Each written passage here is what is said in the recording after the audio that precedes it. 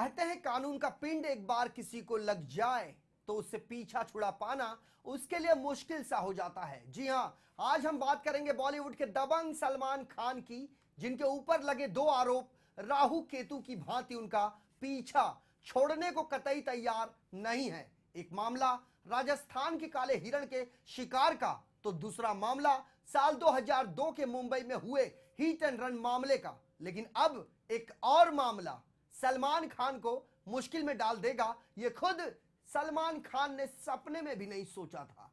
जी हां, मामला हवाई सफर के दौरान एक एक्टिविस्ट से हाथापाई और गाली गलौज का था, जिसके बाद पीड़ित एक्टिविस्ट ने पुलिस स्टेशन जाकर अपनी शिकायत दर्ज करवानी चाही, लेकिन शिकायत दर्ज ना होता देख उसने न्यायालय की शरण ली और फिर सलमान खान के खिलाफ 156(3) के तहत एफआईआर दर्ज करने का आदेश कोर्ट ने पारित किया। लेकिन व्यक्ति कोई भी हो, विशिष्ट या अति विशिष्ट, वो कानून व्यवस्था से ऊपर नहीं होता।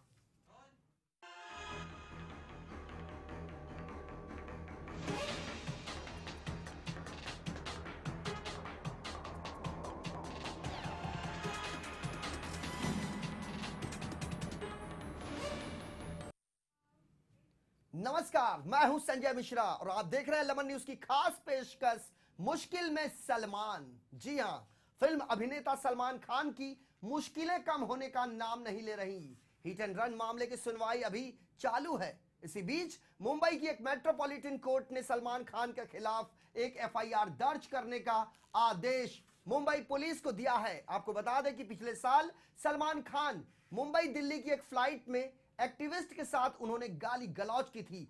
क्या है पूरा मामला, देखते हैं लेमन न्यूज की एक खास पेशकश।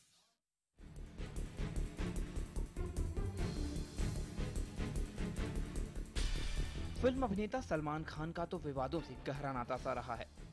कभी भी कहीं जाते हैं तो वहां विवाद इनकी परछाई बनकर पहुंच ही जाता है, चाहे वो किसी फिल्म की शूटिंग हो या फिर किसी फिल्म का प्रमोशन हो।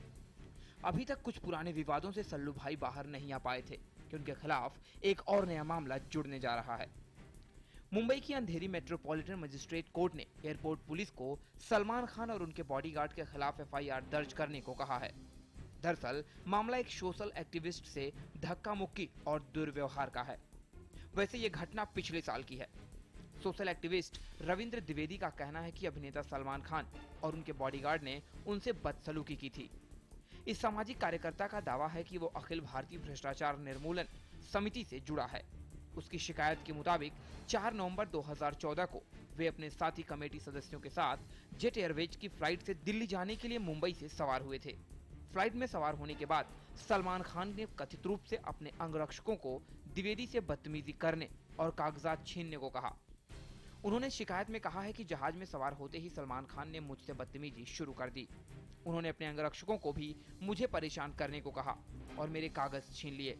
इसमें गोपीनाथ मुंडे की मौत से जुड़े कुछ जरूरी कागजात भी थे। इस घटना के बाद द्विवेदी ने एयरपोर्ट पुलिस से बात की, लेकिन उन्होंने मामला दर्ज करने से मना कर दिया।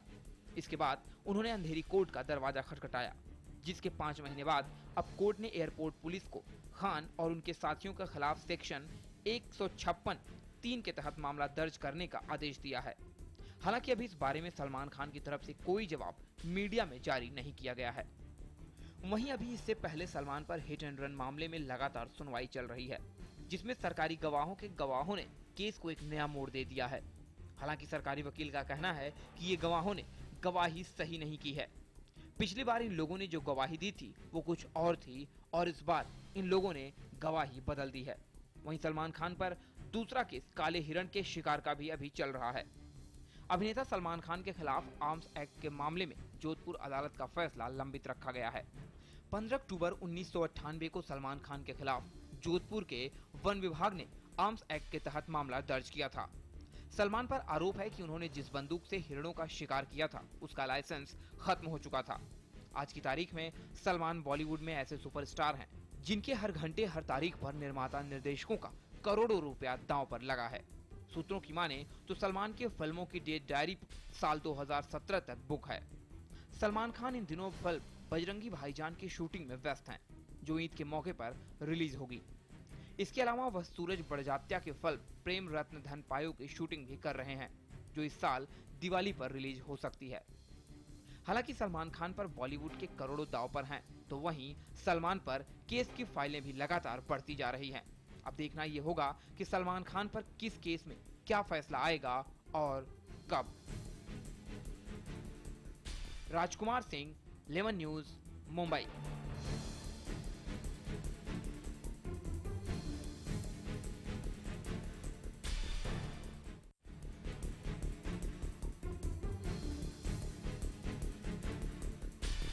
फिल्म अभिनेता सलमान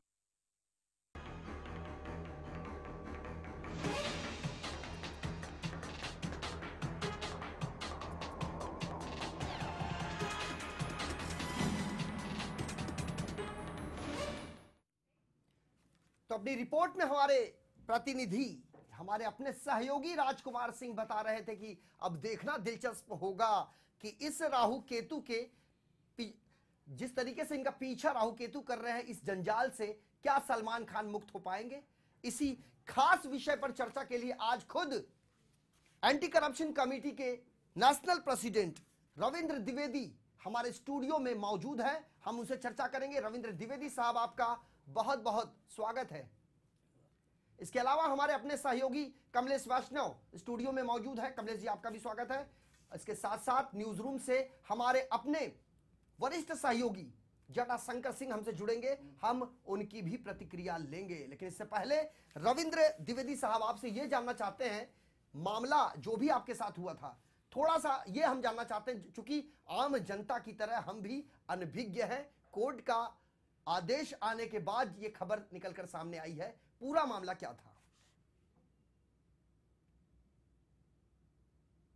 रविंद्र द्विवेदी साहब। दिनांक 2/6/14 को श्री मुंडे साहब, जो हमारे महाराष्ट्र के एक नेता थे, डिप्टी सीएम भी रह चुके हैं, केंद्र में काफ़ी पदों पर मिनिस्टर रह चुके हैं, हमने 3/6/14 को टेलीकास्ट देखा कि उनकी अपघात में मृत्यु हो गई है।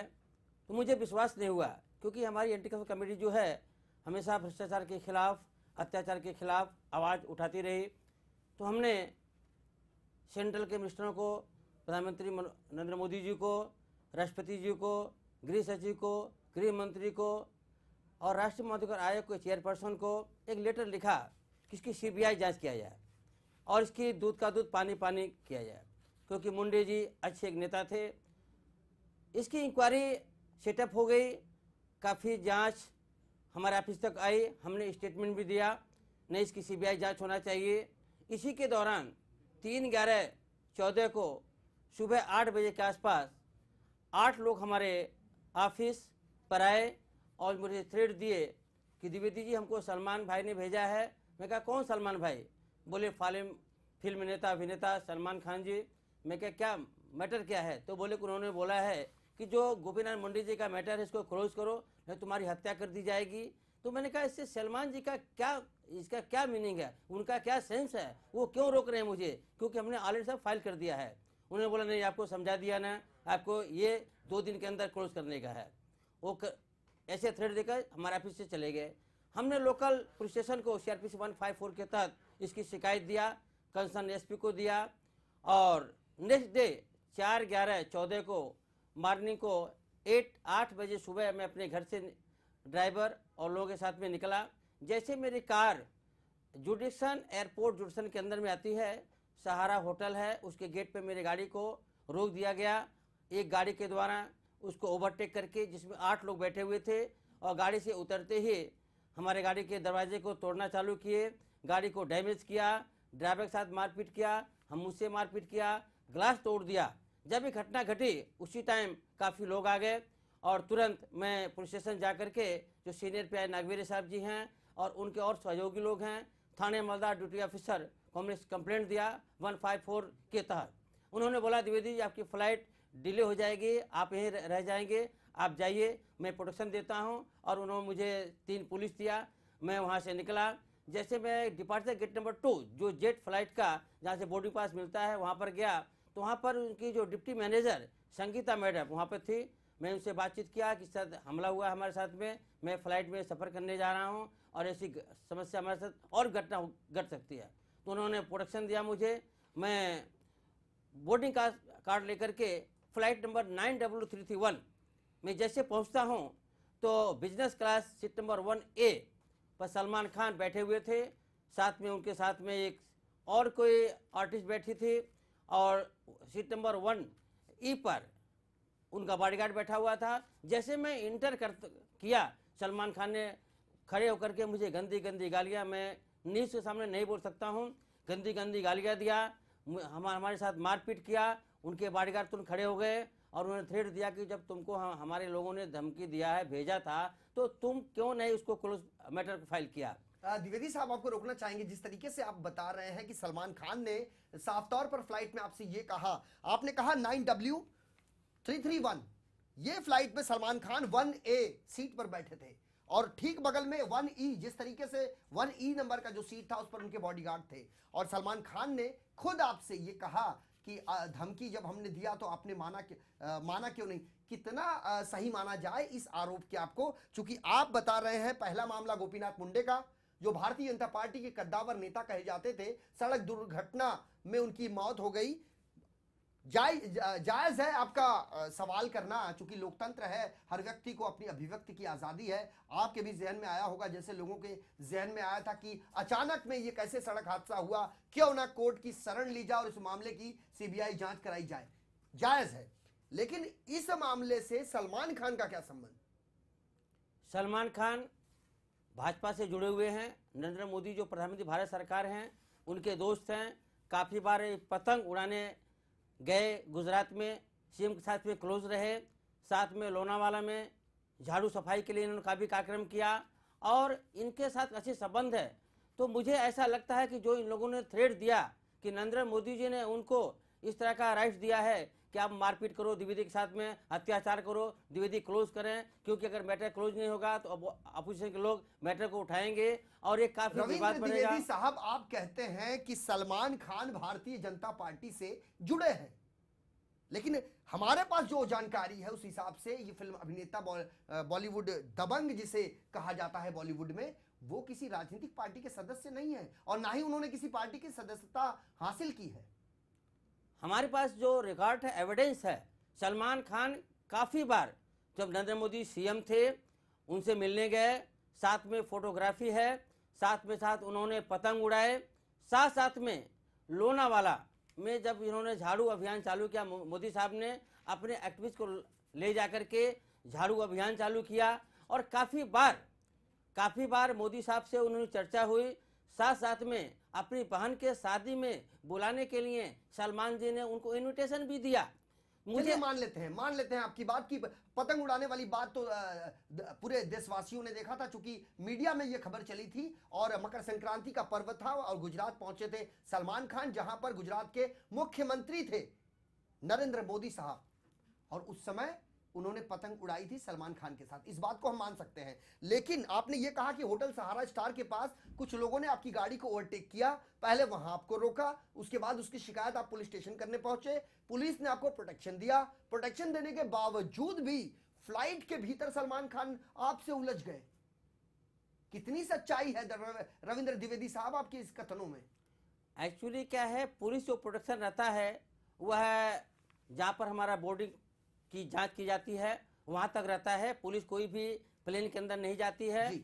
वहाँ पर जेट एयरवेज के जो कर्मी, सुरक्षा कर्मी रहते हैं, उनके लोग रहते हैं, वही जाते हैं। दूसरा काम क्या है कि जब हमने ऑलरेडी सीआरपीसी 154 के तहत स्टेटमेंट दिया तो पुलिस की ड्यूटी बनती है उसकी जांच कराना, मुझे सुरक्षा देना और साथ साथ में मुझे प्रोटेक्शन देना, क्योंकि मैं एक ऐसी संस्था का अध्यक्ष हूँ एंटी करप्शन कमेटी की, जिसकी ब्रांचेज ऑल ओवर इंडिया हैं, 640 ब्रांचें हैं। आज तक हमने 20 लाख केसेस ओपन किया है, पूरी मीडिया को हमने इसके बारे में जानकारी दिया है। और आपको बताना चाहता हूं, अभी हाई कोर्ट मुंबई याचिका नंबर 18994/15 में मुझे प्रोटेक्शन दिया, राइट दिया, डायरेक्शन दिया सीपी मुंबई को, और हमारी रैली पूरे मुंबई शहर में निकाली गई, नई मुंबई में, थाने शहर में, और हमने इसी तरह से 10/3/15 को हमने Mumbai rally against corruption crime, भ्रष्टाचार के खिलाफ निकाली थी। तो ये हमारी कमेटी का काम है, अगेंस्ट करप्शन क्राइम वर्क करना। और उसके बाद भी अगर मुंबई पुलिस न तो कोई सुरक्षा दे रही है, न तो हमको उस विमान तक छोड़ने जा रही है। साथ साथ में उन्होंने कोई मैसेज भी दिल्ली सेंट्रल को, दिल्ली पुलिस को या सीआईएसएफ को नहीं दिया। ये जनहित का काम करने में अक्सर इस तरह की अड़चनें तो आती रहती हैं रविंद्र द्विवेदी साहब, लेकिन आपने जिस तरीके से बताया, हम आपके पास दोबारा आएंगे, लेकिन चलते हैं अपने सहयोगी जटाशंकर सिंह के पास। जटा, आपसे ये जानना चाहते हैं सबसे पहले कि आप तक हमारी आवाज आ रही है? जी संजय जी। जिस तरीके से रविंद्र द्विवेदी साहब ने ये तमाम दलीलें जो दी हैं, आपके पास जो जानकारी है उसके अनुसार आप क्या कहेंगे?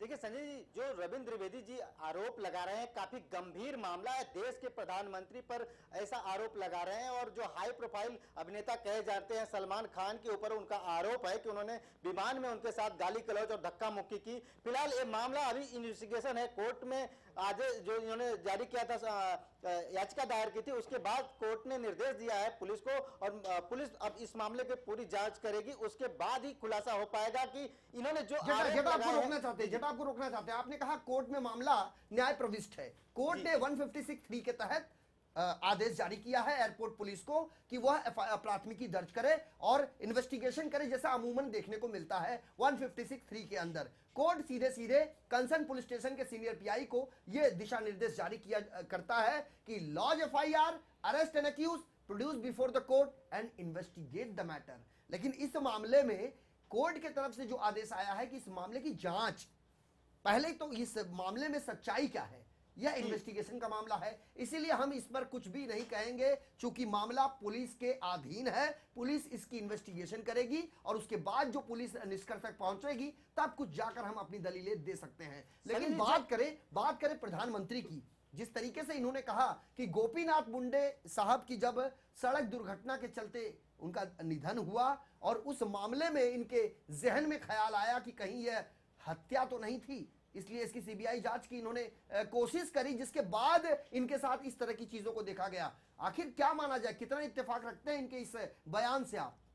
संजय जी, जो इन्होंने आरोप लगाए हैं द्विवेदी जी ने, परिवहन मंत्री नितिन गडकरी पे इनका आरोप है, देश के प्रधानमंत्री पे इनका आरोप है कि कहीं ना कहीं गोपीनाथ मुंडे की जो एक्सीडेंट हुई थी, दुर्घटना हुई थी, उसके पीछे कुछ साजिश थी। इसके तहत इन्होंने कई शिकायतें दर्ज किया, पत्र व्यवहार किया और सीबीआई जांच की मांग की। और ये इनका आरोप है कि उस दिन वो पेपर लेकर ये विमान के द्वारा जा रहे थे दिल्ली, जिस दौरान सलमान के साथ इनका धक्का मुक्की और हाथापाई हुई। अब कितनी सच्चाई है इनके आरोप में, है तो जांच के बाद ही मालूम पड़ेगी। कितनी सच्चाई है ये जांच के बाद मालूम पड़ेगी। हमारे अपने सहयोगी कमलेश वैष्णव स्टूडियो में हैं। कमलेश जी, आपसे ये जानना चाहते हैं, जिस तरीके से रविंद्र द्विवेदी बता रहे हैं, इनका जो आरोप है, ये कोर्ट या पुलिस स्टेशन गए, इनकी शिकायत नहीं दर्ज की गई। हर व्यक्ति को लोकतंत्र में अपनी बात रखने का अधिकार है, उसी के तर्ज पर ये भी कोर्ट पहुंचे और कोर्ट ने इनके इस मामले को गंभीरता संज्ञान लेते हुए 156(3) के तहत एफआईआर दर्ज करने का आदेश जारी किया। अभी ये सिर्फ इन्वेस्टिगेशन का आदेश है, ना कि किसी प्रकार की कोई गिरफ्तारी का। आप कितना इत्तेफाक रखते हैं रविंद्र द्विवेदी के इन कथनों का? संजय जी, आपको मैं बता देता हूं कि रविंद्र द्विवेदी भ्रष्टाचार निर्मूलन समिति के राष्ट्रीय अध्यक्ष है। जैसे उन्होंने खुद कहा है कि इन्होंने लाखों मामले उजागर किए हैं। अब तक मीडिया में सिर्फ यही आया था कि एक तस्वीर खिंचाने के लिए सलमान खान से ये उलझ पड़े और ये मामला प्रकाश में आया। लेकिन आज लेमन न्यूज़ में रविंद्र द्विवेदी स्वयं आए और उन्होंने इतना बड़ा खुलासा किया है कि ये कोई साधारण मामला नहीं है, इसमें जरूर कहीं ना कहीं ये मामला राजनीति से जुड़ा है। अभी तक किसी को ये पता नहीं था कि इसमें गोपीनाथ मुंडे के केस को दबाने की जो कोशिश चल रही थी, जिसको उजागर करने की कोशिश रविंद्र द्विवेदी ने की थी, जिस मामले को दबाने के लिए, जैसा रविंद्र द्विवेदी ने कहा कि सलमान के कुछ लोग उनके ऑफिस में है, तो ये मामला कहीं ना कहीं से एक नया मोड़ ले रहा है। और इस मामले को देखते हुए मुझे ऐसा लग रहा है कि आने वाले दिनों में सलमान खान को ये मामला काफी भारी पड़ सकता है। बिल्कुल, सलमान खान के भी लगातार हम संपर्क करने की कोशिश में है कि सलमान खान की तरफ से अब तक कोई आधिकारिक रूप से कोई जवाब या प्रतिक्रिया उनकी निकल कर नहीं आई है। लेकिन एक बार फिर हम रविंद्र द्विवेदी साहब से मुखातिब होते हैं। रविंद्र द्विवेदी साहब, आपसे ये जानना चाहते हैं, आपने एक गंभीर सनसनीखेज आरोप लगाया है और गोपीनाथ मुंडे के निधन से लेकर अब तक की जो बात आप कर रहे हैं, यदि ये मामला सही है तो क्या माना जाए? क्या सलमान खान नहीं चाहते कि आप की जो दलील है गोपीनाथ मुंडे के सड़क दुर्घटना मामले में सीबीआई जांच की, तो सलमान खान को क्या कहीं ना कहीं से इस मामले में लिप्त पाया जा सकता है? देखिए, हमने जो आरोप लगाया है, हमने आरोप 3/11/14 से लगाया है। अगर फोटो का कोई मैटर होता कि मैं फोटो निकालने के लिए उनको बाध्य किया या मैं कोशिश किया, हमने फोटो नहीं उन्हें निकाले, हमने केस फाइल किया। हमने ऑलरेडी 3/11/14 को सीआरपीसी 154 के तहत हमने ऑलरेडी पहले केस फाइल कर दिया लेकिन है। ये मामला कितना बड़ा समझा जाए कि सलमान खान का बॉडीगार्ड आपको सड़क पर रोकता है, आपको धमकाता है, वहां भी जब उसका जी नहीं मानता तो फ्लाइट में आपके साथ भिड़ जाते हैं और सलमान खान खुद इनिशिएटिव लेकर आपसे भिड़ जाते हैं। ये थोड़ी सी बात थोड़ा समझाइए कि आखिर सलमान खान ऐसा क्यों चाहते हैं। देखिए 3/11/14 की तो घटना है ही है। 4/11/14 को जब हमने लोकल पुलिस स्टेशन को कंप्लेंट दिया, लोकल पुलिस ने मुझे आश्वासन दिया कि मैं केस फाइल करूंगा। सीआरपीसी 154 के स्टेटमेंट रिकॉर्ड कर रहा हूं, इसमें आईपीसी में कन्वर्ट करके एफआईआर कॉपी आपको भेजूंगा। उसके बाद हमने जब ये जाकर के दिल्ली में भी केसेस फाइल किया, दिल्ली पुलिस के पास हमने केस फाइल किया, मिनिस्ट्री के पास फाइल किया और रिटर्न में जब 5/11/14 को नाइट में जो हैदराबाद होते हुए मैं बम्बे दिल्ली से बम्बे नहीं आया क्योंकि मुझे डर था ये लोग हमारी हत्या कर देंगे। रविंद्र द्विवेदी साहब, आपके बारे में कहा जाता है कि एक बार आप किसी के पीछे पड़ते हैं तो उसे छोड़ते नहीं है, उसके अंजाम तक पहुंचा के रहते हैं। देखिए एंटी करप्शन कमेटी जो हमारा वर्क है अगेंस्ट करप्शन क्राइम है, भ्रष्टाचार के खिलाफ है, ये फर्स्ट एनजीओ है जिसकी ब्रांच ऑल ओवर इंडिया है। आप तालुका लेवल में, डिस्ट्रिक्ट लेवल में आप कहीं भी ऐसा देखिए कि इसकी ब्रांच नहीं है। आपने कहा कि लाखों की तादाद में आपने कई मामलों का खुलासा किया है, कोई एक बड़ा मामला हम आपसे जानना चाहते हैं, बड़े संक्षेप में, समय की काफी कमी है। आप देखिए शिरडी साइंस संस्थान है, शिरडी साइंस संस्थान में इतना बड़ा भ्रष्टाचार हुआ था। वहां पर ईओ अजीत पवार साहब थे जिन्होंने काफी भ्रष्टाचार किया था। हमने उसकी जांच कराई।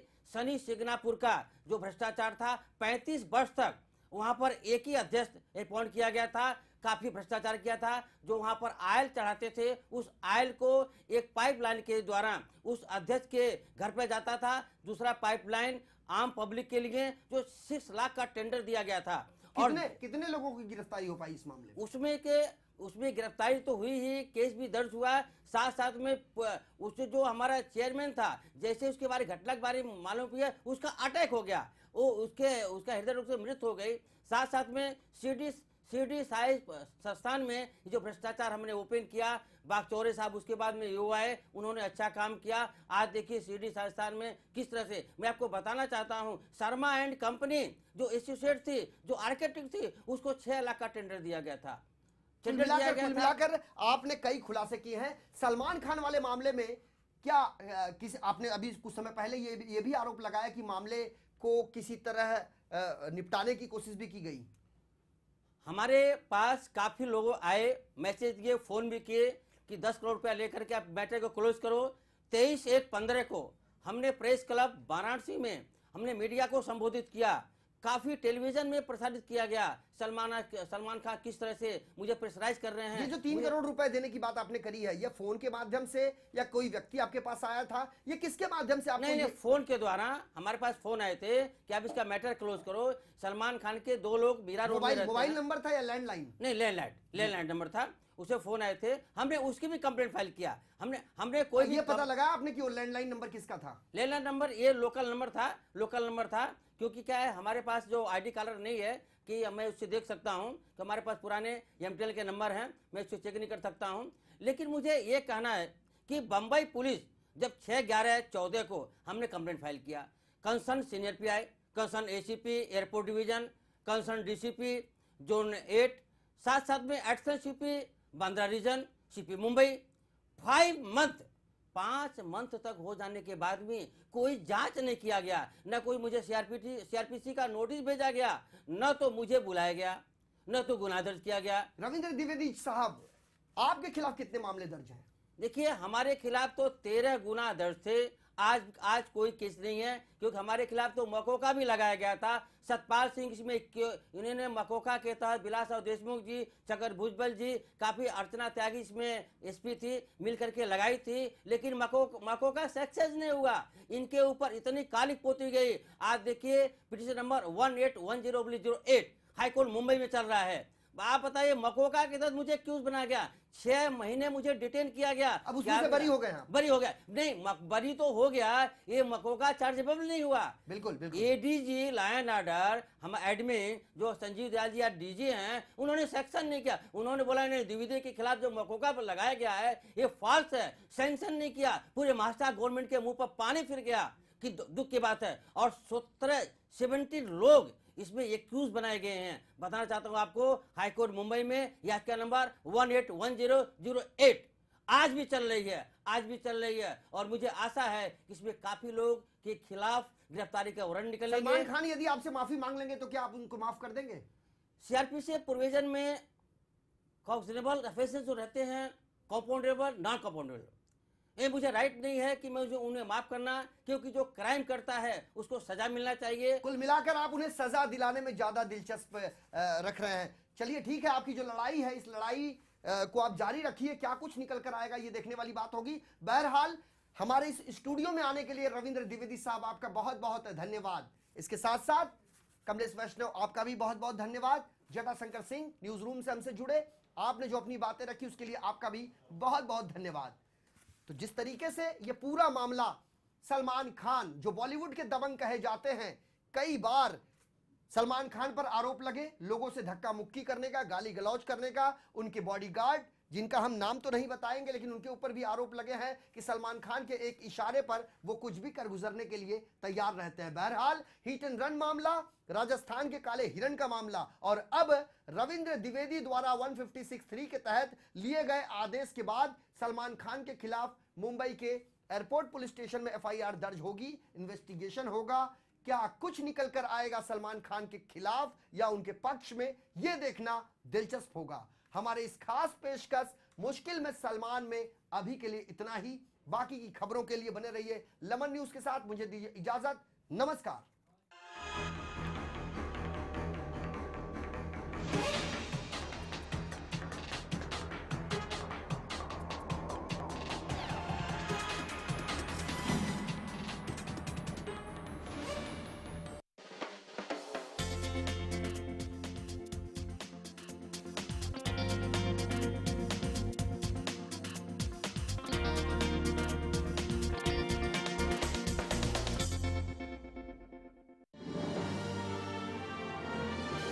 Global advertisers, scaling new heights in outdoor media.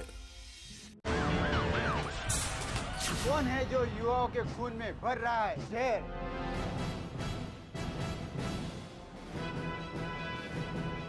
कौन है जो देश की अर्थव्यवस्था को कर रहा है खोखला?